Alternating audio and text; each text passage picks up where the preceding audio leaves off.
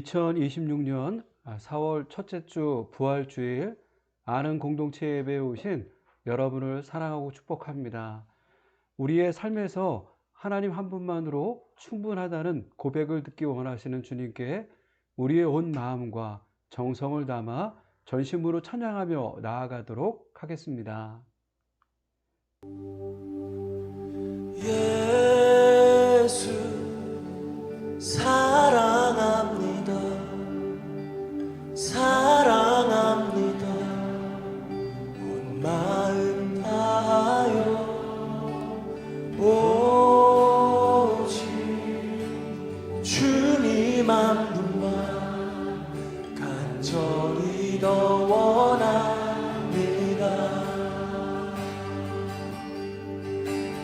예수 사랑합니다. 사랑합니다. 온 마음 다하여 오직 주님 한 분만 간절히 더 원합니다.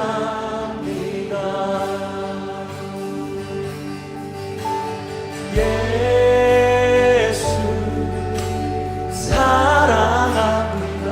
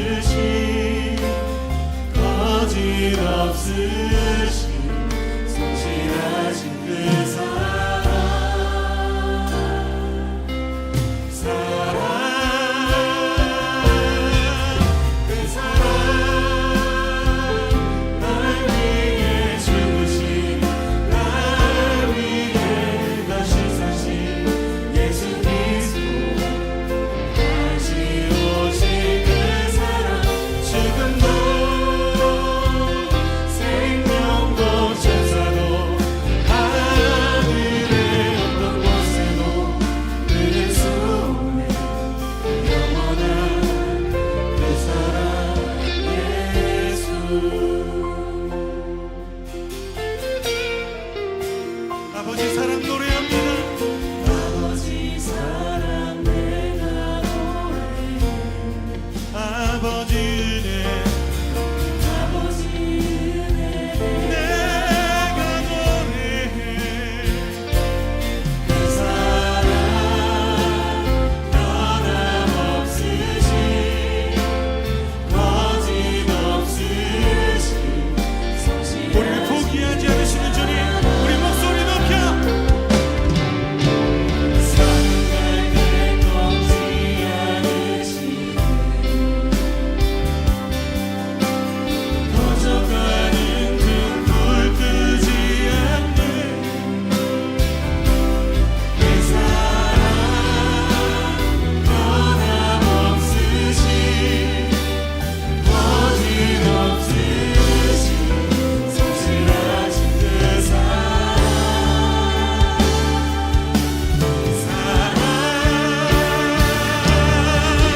그 사랑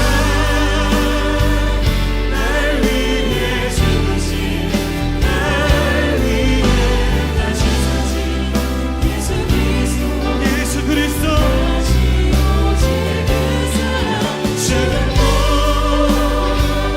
생명도 천사도 하늘의 어떤 권세도 오늘 우리 안에 계십니다. 우리를 인도하시는 주님, 그 사랑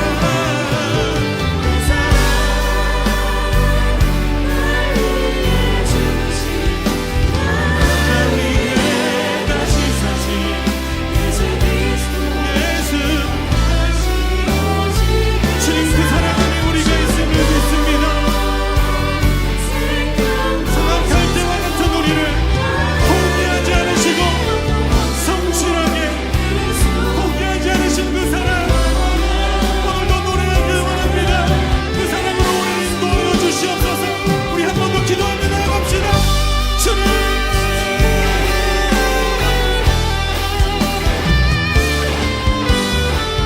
오늘도 우리를 향한 주님의 신실하신 사랑, 우리의 상황 속에 찾아오셔서 주의 신실하신 광야를 누리시고 거짓없으신 그 사랑, 우리 안에 계신 그 사랑 모시기 원합니다. 우리를 찾아오신 함께하시는 주님,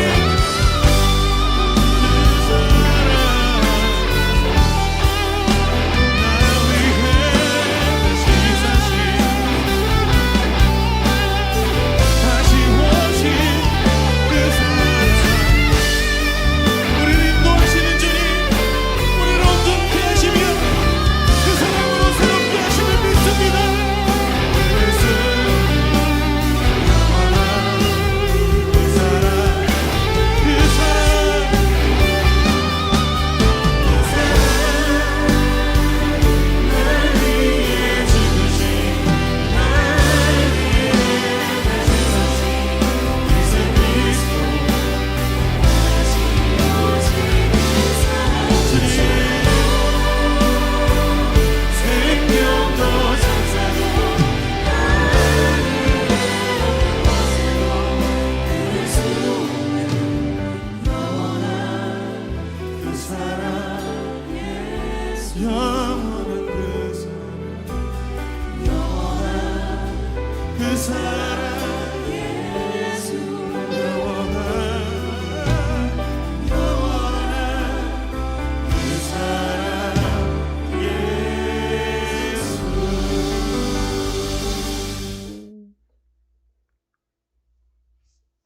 네, 이 시간 우리 아는 공동체에 주시는 말씀을 보겠습니다.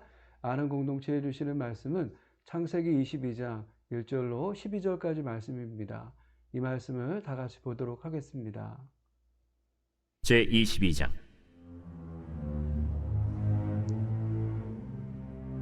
그 일 후에 하나님이 아브라함을 시험하시려고 그를 부르시되 아브라함아, 내가 여기 있나이다.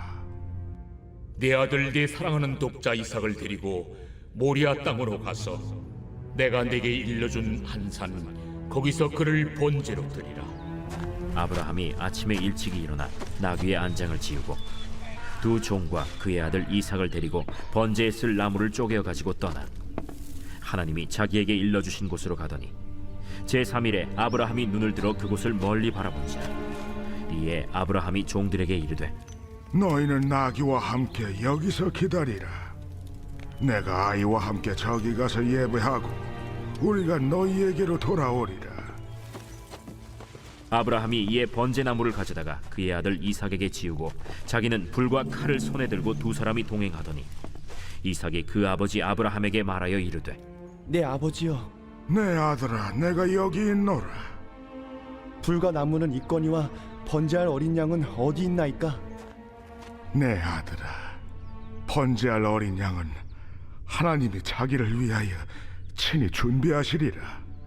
두 사람이 함께 나아가서 하나님이 그에게 일러주신 곳에 이른지라. 이에 아브라함이 그곳에 제단을 쌓고 나무를 버려놓고 그의 아들 이삭을 결박하여 제단 나무 위에 놓고 손을 내밀어 칼을 잡고 그 아들을 잡으려 하니 여호와의 사자가 하늘에서부터 그를 불러 이르시되 아브라함아, 아브라함아, 내가 여기 있나이다. 그 아이에게 내 손을 대지 말라. 그에게 아무 일도 하지 말라. 내가 내 아들, 내 독자까지도 내게 아끼지 아니하였으니 내가 이제야 내가 하나님을 경외하는 줄을 아노라. 네, 이 시간 우리 공동 기도문으로 기도하며 나아가겠습니다. 아는 공동체에서 드려지는 예배가 하나님이 받으시는 예배가 되게 하시고 아는 공동체에 하나님의 임재가 머무르는 은혜의 공동체가 되게 하옵소서. 아는 공동체 예배가 뜨거운 용광로가 되게 하시고 우리 삶의 불순물이 제거되어 순결하고 거룩한 지체들로 세워지는 은혜를 보게 하옵소서. 아는 공동체 예배에 마음과 뜻을 같이 할 수 있는 새 가정을 보내주셔서 아는 공동체를 통한 하나님의 뜻을 이루어가게 하옵소서.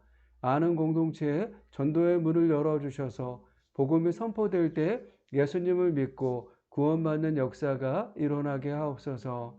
아는 공동체가 하나님의 마음으로 충만하게 하셔서 이 땅에 소외받고 고통받는 자들의 참된 안식처가 되게 하시고 그들의 필요를 채워주는 공동체가 되게 하옵소서. 아는 공동체가 높이 솟은 산이 되기보다 누구나 오름직한 동산이 되게 하셔서 하나님의 선하심과 인자하심을 세상에 드러내는 공동체가 되게 하옵소서. 아는 공동체를 목회하고 있는 윤종년 목사에게 성령의 충만함을 부어주시고 아버지의 마음과 뜻을 깨달아 공동체에 잘 전달할 수 있는 은혜를 부어 주옵소서. 2026년 아는 공동체를 통해 행하실 일들을 기대하며 예수님의 이름으로 기도드렸습니다. 아멘.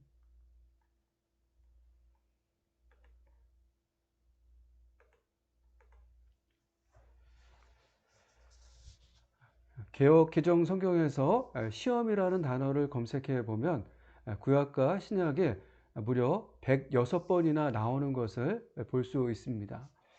이 중에서 하나님이 주체가 되어 사람을 시험하시는 경우는 그렇게 많지 않습니다.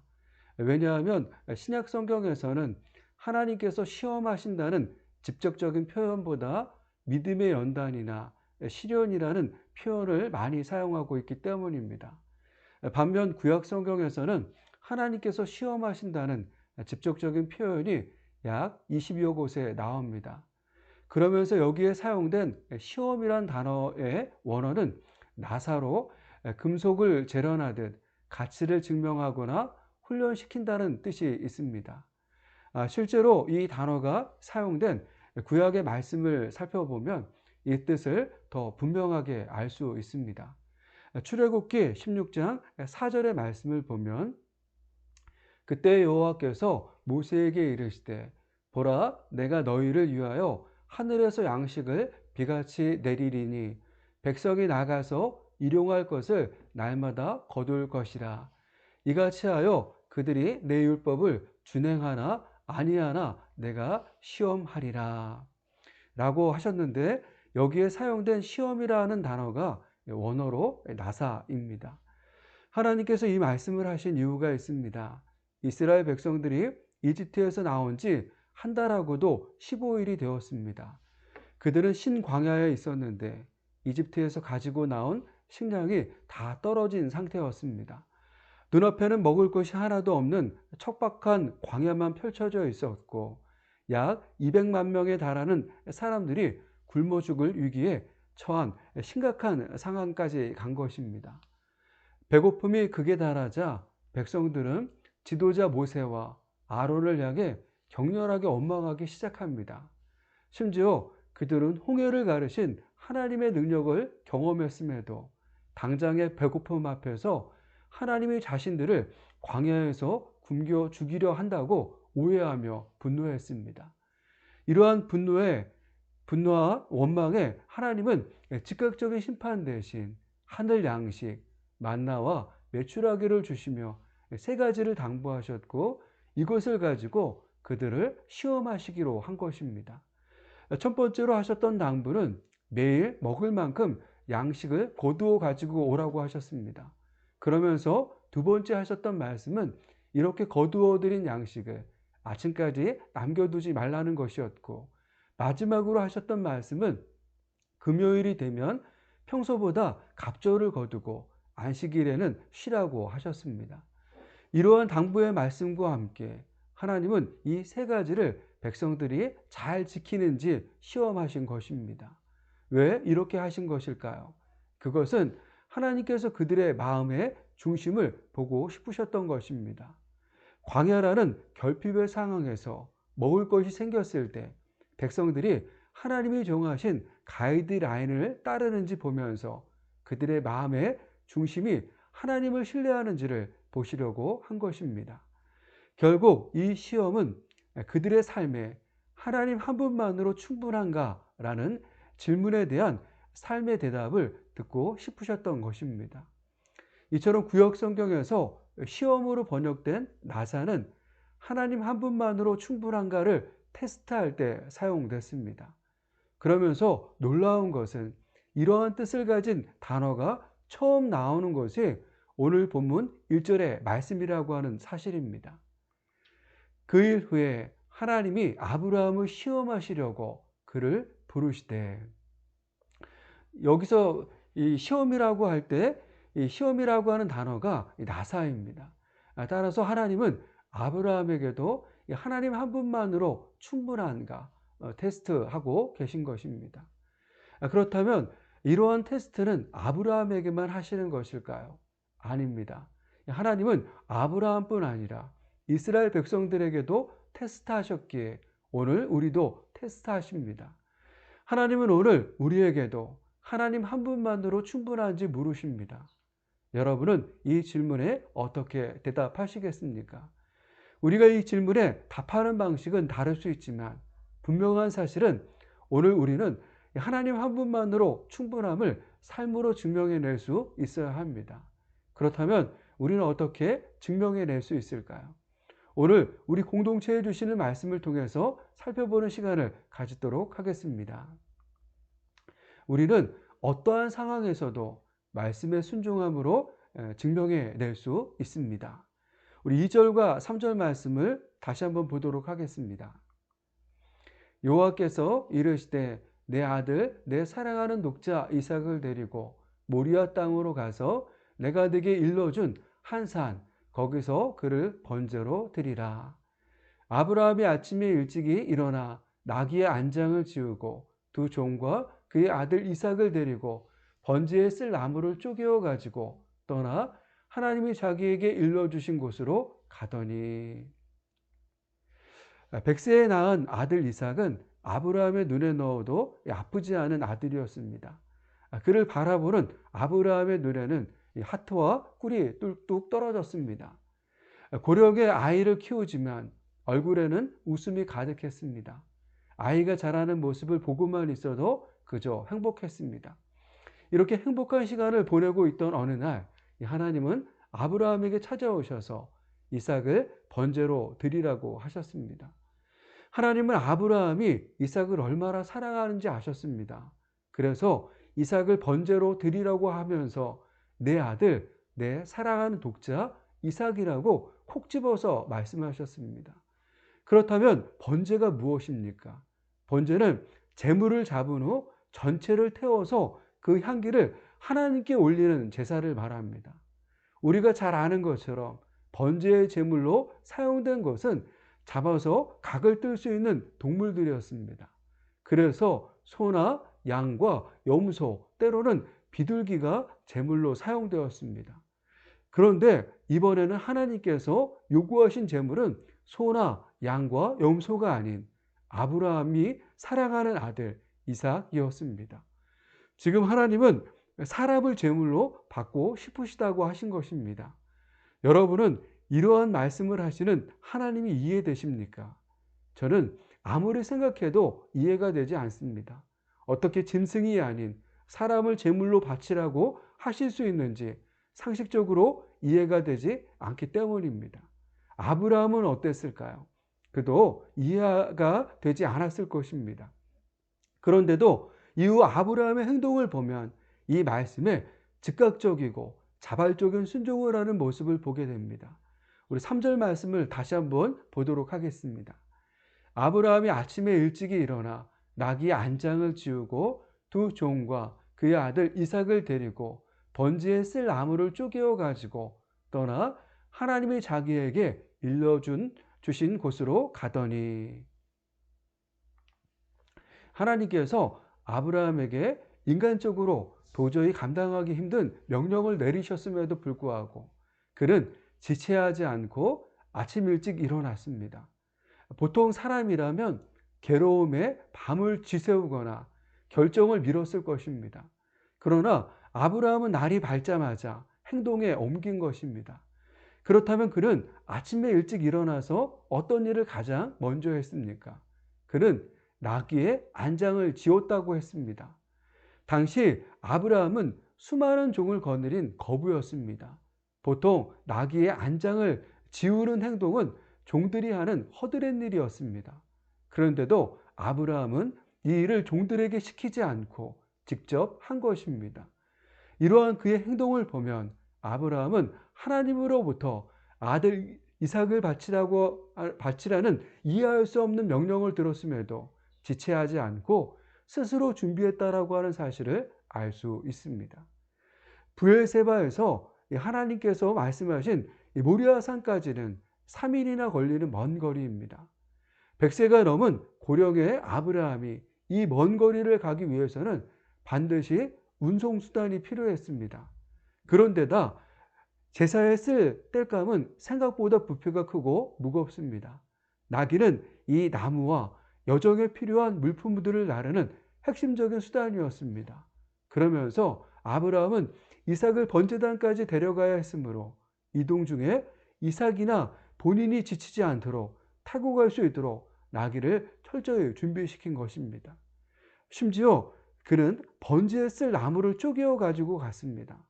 보통 산 위에서 제사를 지낸다면 현장에서 가서 이 나무를 구할 수도 있었을 것입니다. 하지만 아브라함은 집에서부터 미리 나무를 쪼개어 챙겼습니다. 왜 그랬을까요? 앞서 말씀처럼 번제는 제물을 태워 그 향기를 하나님께 올리는 제사입니다. 그렇게 제물을 온전히 태우기 위해서는 잘 마르고 쪼개진 나무가 필수적입니다. 그래서 아브라함은 집에서부터 잘 마른 나무를 미리 준비한 것입니다. 이제 아브라함은 모든 준비를 끝냈습니다. 불과 칼을 준비했고 번제에 쓸 나무도 준비했습니다. 나귀의 안장도 지었습니다. 모든 준비를 끝낸 아브라함은 지체하지 않고 브엘세바를 떠나 하나님께서 지시하신 모리아 산으로 향했습니다.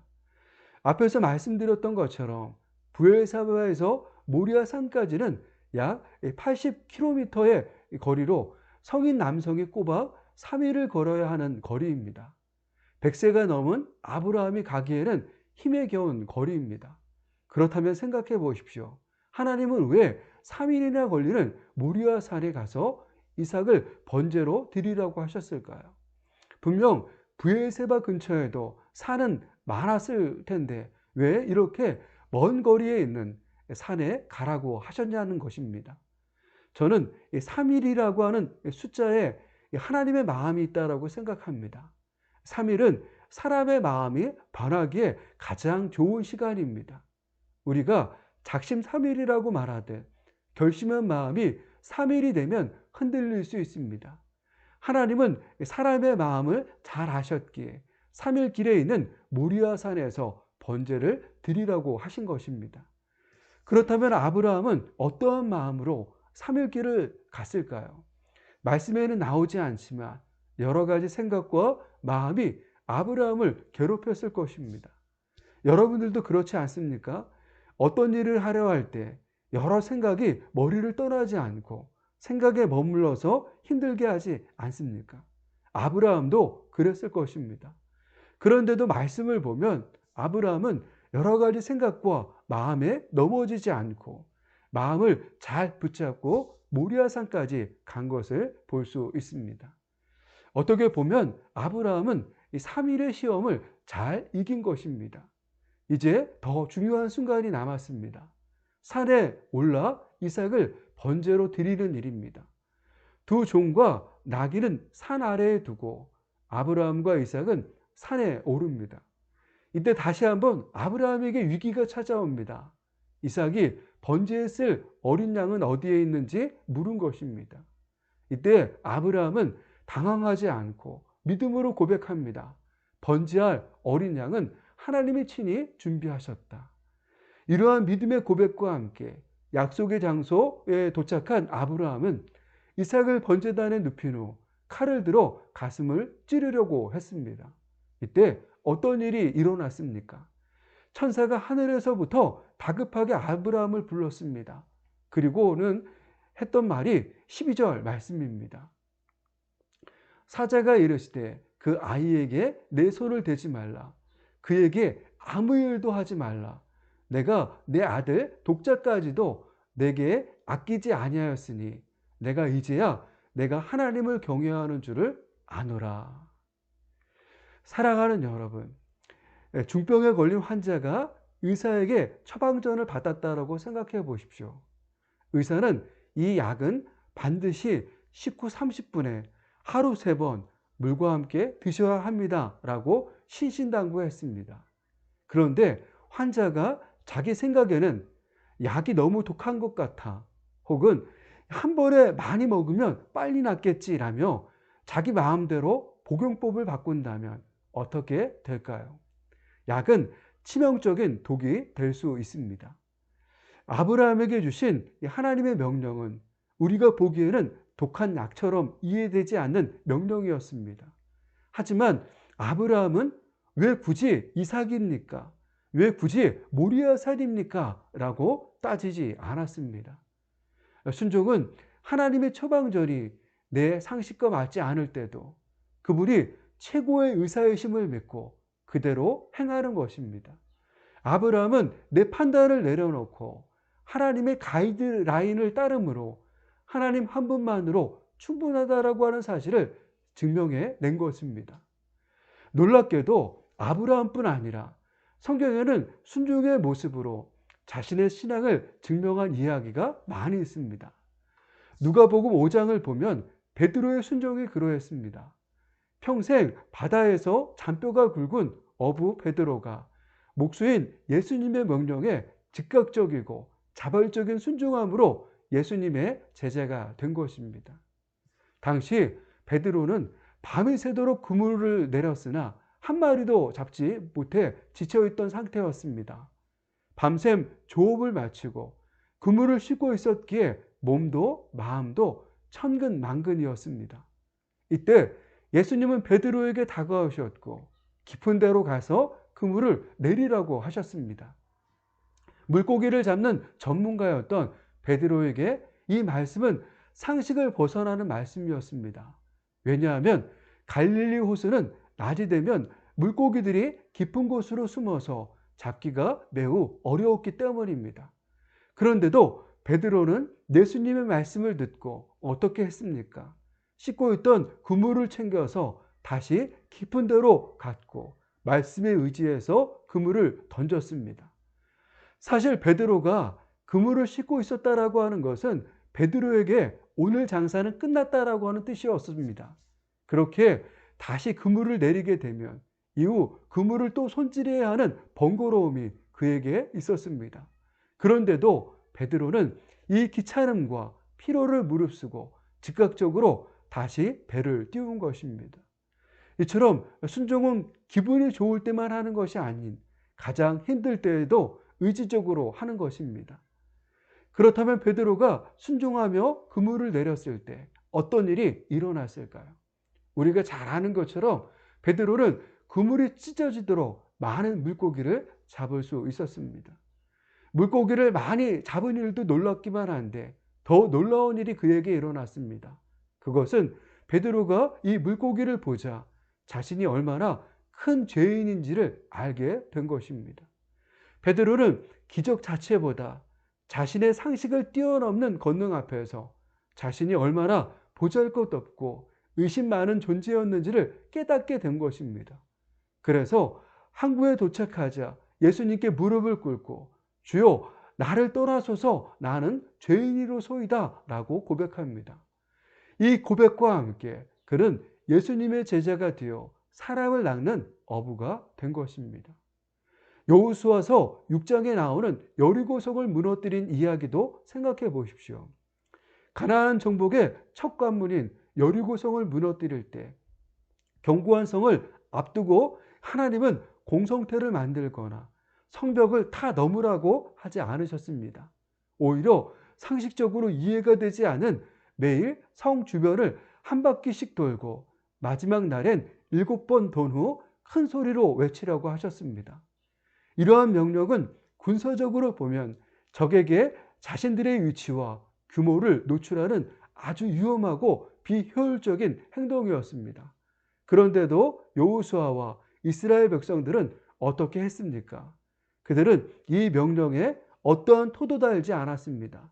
특별히 성을 도는 동안 아무 소리도 내지 말라는 명령에 극도의 침묵과 인내로 순종했습니다.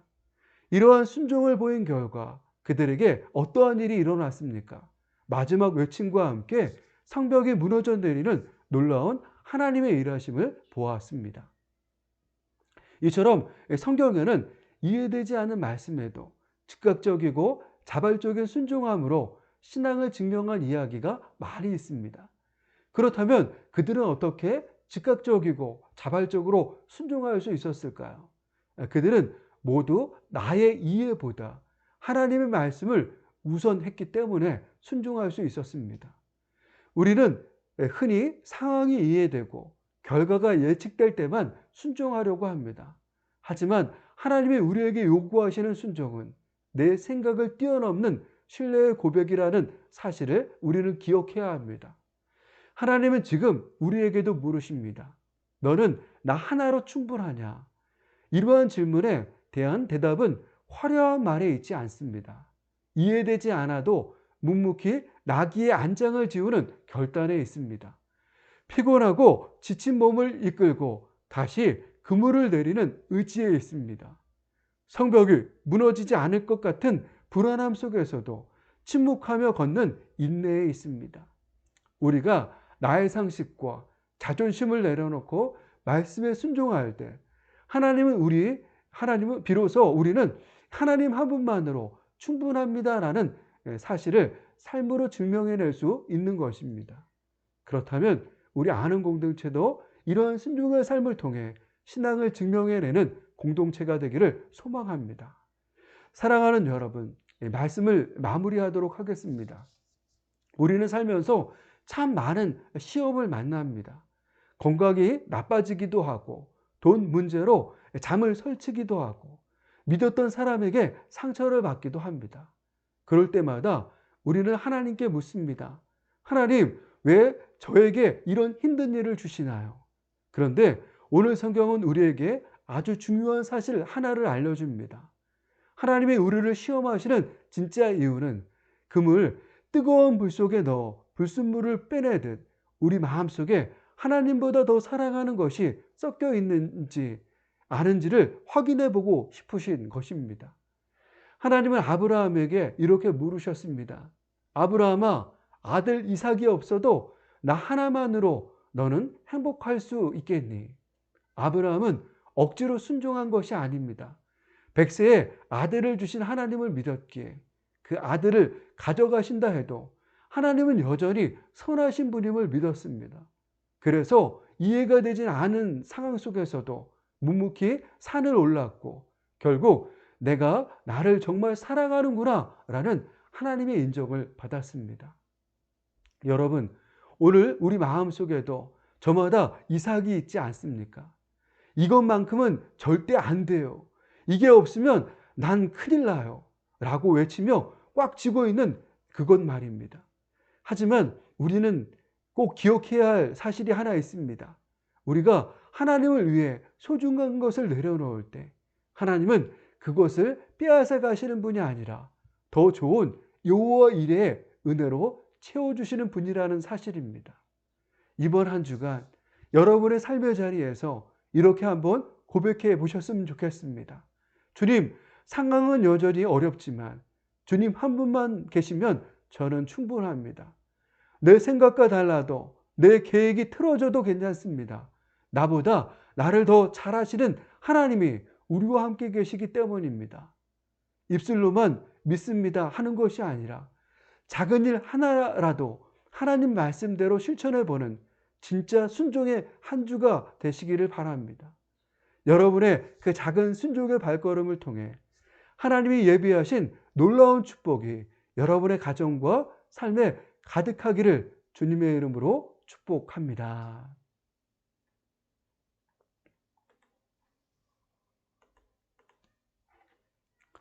네, 이 시간 우리 말씀을 생각하시면서 우리 찬양하고 기도하며 나아가겠습니다.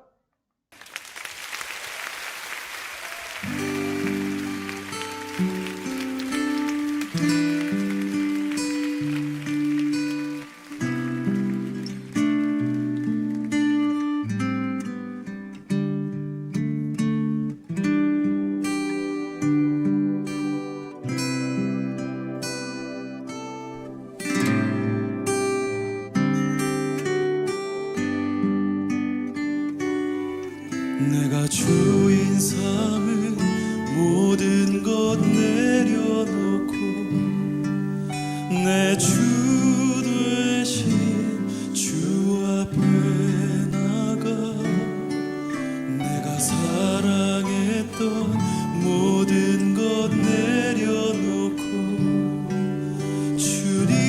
주님만 사랑해.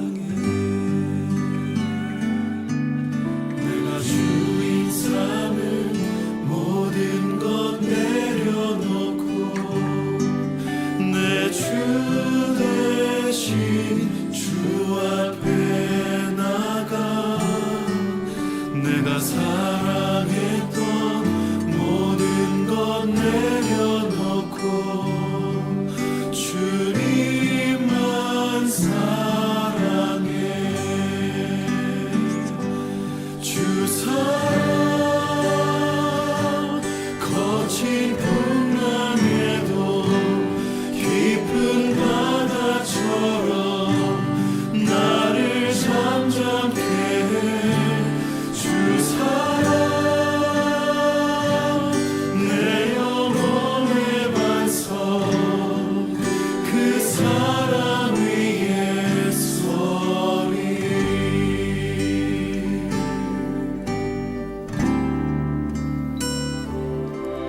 내가 주인 삼은 모든 것 내려놓고 내 주 대신 주 앞에 나가 내가 사랑했던 모든 것 내려놓고 주님만 사랑해. 주 사랑 주 사랑 거친 풍랑에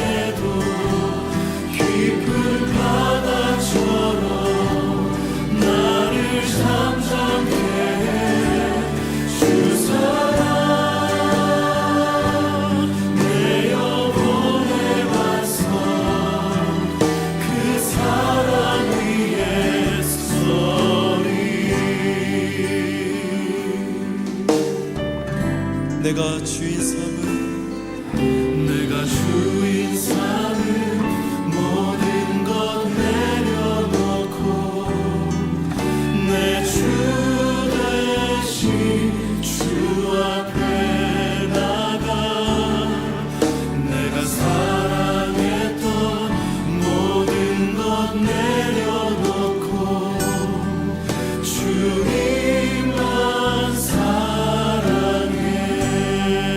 내가 주인 삼은 모든 것 내려놓고 내 주 대신 주 앞에 나가 내가 사랑했던 모든 것 내려놓고 주님만 사랑해. 다 함께 주 사랑 거친 풍랑에도 깊은 바다처럼 나를 잠잠케 해. 주 사랑 내 영혼의 반석 그 사랑 위에 서리. 주 사랑 거친 풍랑에도 깊은 바다처럼 나를 잠잠케 해. 주 사랑 내 영혼의 반석 그 사랑 위에 서리. 주 사랑 거친 풍랑에도 깊은 바다처럼 나를 잠잠케 하네. 주 사랑 내 영혼의 반석 그 사랑 위에 서리. 주 사랑 거친 풍랑에도 깊은 바다처럼 나를 잠잠케 아버지의 영광으로 이끌어 주시옵소서. 아버지의 사랑으로 이끌어 주시옵소서. 아버지의 깊은 곳으로 삶을 이끌어 주시옵소서.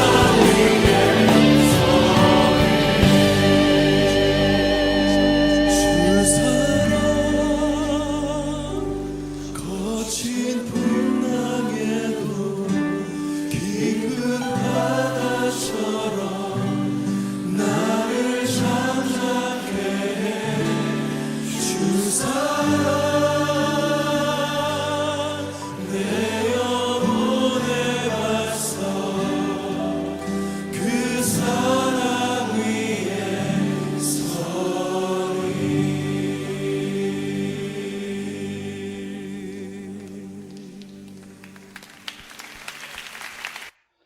사랑하는 여러분, 이 시간 우리 다 같이 기도하며 나아갔으면 좋겠습니다. 오늘은 부활주일입니다. 이 부활주일은 예수님께서 십자가에 지시고 죽으신 후 3일 만에 부활하셔서 우리가 그 날을 기념하는 날입니다.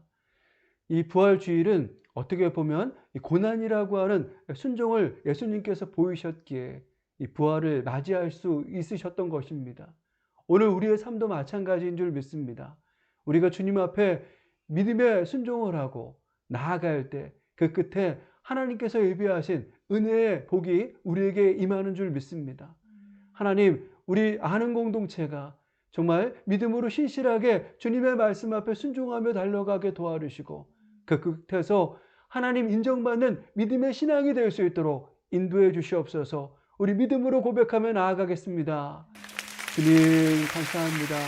하나님 아버지, 주님께서 오늘도 이 시간 우리를 귀한 예배의 현장으로 불러주시고 예배의 자리로 인도하시고 이끌어 주셔서 감사합니다. 하나님, 부활의 주에 주님께서 순종으로 십자가의 길을 걸으셨기에 부활을 맞이하셨듯 하나님, 우리가 믿음으로 순종함으로 아버지 하나님, 아브라함이 정말 아버지 하나님 인정을 받았던 것처럼 우리의 삶이 주님으로부터 인정받는 삶이 되는 줄 믿습니다.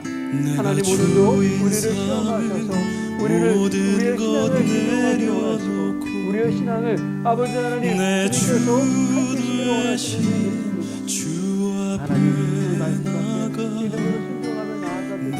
사랑했던 모든 것 아버지 하나님 내려놓고 하나님의 구원이 되어주시고 주님만 사랑해. 하나님 아버지 감사합니다. 부활주일 이렇게 하나님을 예배할 수 있도록 인도해 주셔서 감사합니다. 하나님 오늘도 하나님께서 우리를 시험하시는 줄 믿습니다. 하나님 한 분만으로 정말 충분한지 물으시는 줄 믿습니다. 하나님 아브라함이 이삭을 드리는 아버지 적극적이고 그리고 즉각적인 순종을 통하여서 하나님 그 신앙을 증명해냈듯 오늘 우리의 신앙도 증명되어지기를 소원합니다. 주님께서 십자가의 길을 묵묵히 걸어가셨기에 부활을 아버지 경험하게 하셨듯 하나님 오늘도 우리가 순종하며 나아가는 이 길 끝에 하나님의 영광이 함께하는 줄 믿습니다. 하나님 그 은혜를 바라보며 한 걸음 한 걸음 나아가는 우리 아는 공동체가 될 수 있도록 하나님의 은혜를 부어 주시옵소서. 이제는 우리 주 예수 그리스도의 은혜와 하나님 아버지의 다함없는 사랑하심과 성령님의 내주 인도 충만하심이 하나님 한 분만으로 충분합니다. 고백하며 나아가는 우리의 삶과 아는 공동체 위에 이제로부터 영원토록 함께 하옵시기를 간절히 축원드리옵나이다.